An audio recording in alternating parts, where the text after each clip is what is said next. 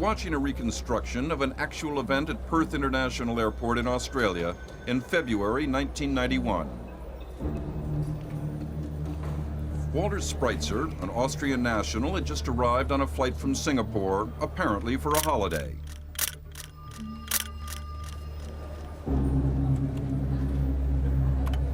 Unluckily for Spreitzer, customs officials at Perth decided to make a baggage check on passengers from the Singapore flight. Otherwise, his inhumane crime might have gone undiscovered, and his international paymasters would have been thousands of dollars better off. What customs officers found in his luggage shocked them. Wrapped in cotton wool were 3 live parrots, which had been drugged with injections of phenobarbital.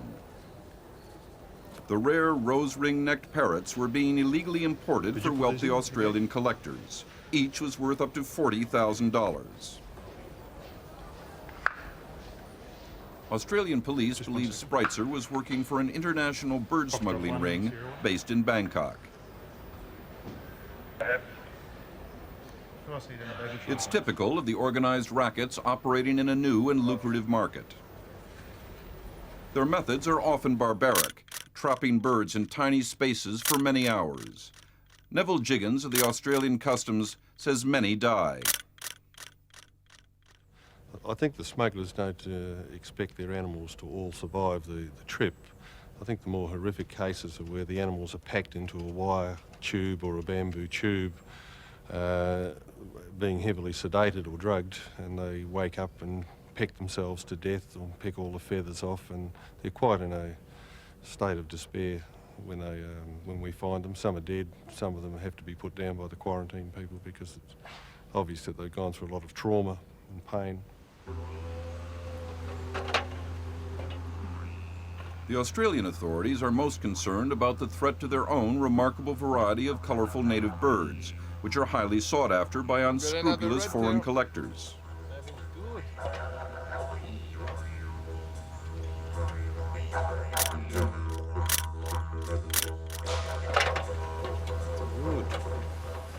Nest robbers go undetected in the vast open spaces of Australia, where wildlife wardens must patrol huge areas.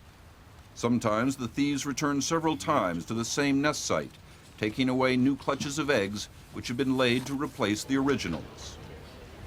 The Australian authorities do have their successes, although not enough.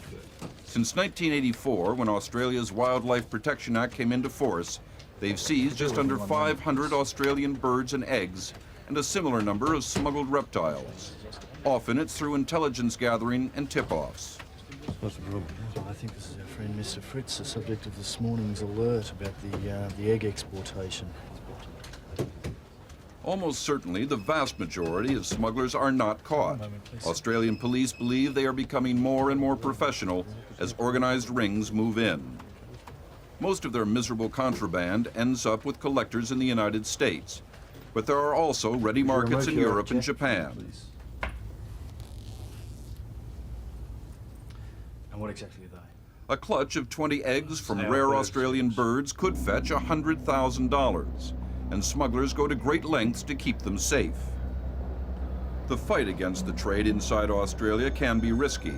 Special Investigations Officer Kingsley Miller deals with crooked breeders and dealers. We had a couple of occasions whereby we were virtually nearly physically assaulted. We had the backup of police, and we were fortunate enough to know the persons we would probably have trouble with, and in conjunction with West Australian police officers, we were able to visit these people and have the police on standby, and on a couple of occasions, yes, police were needed to be called in to people who were very irrational. Local breeders are allowed to raise and sell rare species under license, but some were claiming remarkable breeding success rates for birds like the red-tailed black cockatoo, worth at least $20,000 each. When the government introduced DNA testing to check their claims, breeding rates dropped dramatically, and it was clear that some had been capturing birds from the wild.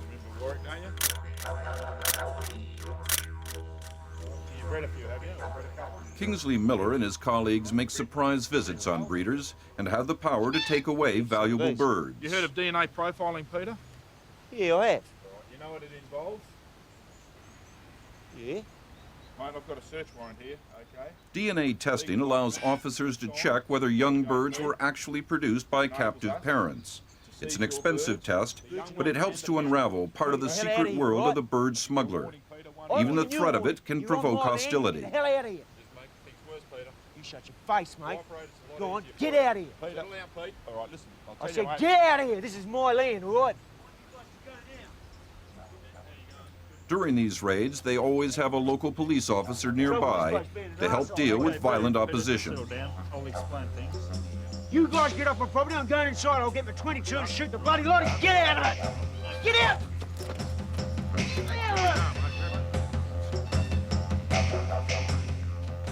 Anyone caught stealing birds from the wild can face a $100,000 fine and up to 10 years in prison. But courts often deal lightly with wildlife smugglers, and there have only been about 80 successful prosecutions. Kingsley Miller believes the penalty should be increased to act as a real deterrent. Many species are on the serious decline, and we need serious deterrents to people that if they do go out and take birds unlawfully, illegally from the wild, and they do get caught, well, let's face it, they're making good money out of this. Some of these birds are worth a lot of money in the domestic market within Australia, worth a lot more overseas. And yes, we do need severe deterrents to these people, which would only come from heavier fines. As the growing trade threatens many species, the birds become more rare and valuable, and more criminals move in. The smugglers don't care. For them, a bird in the hand is worth two in the bush.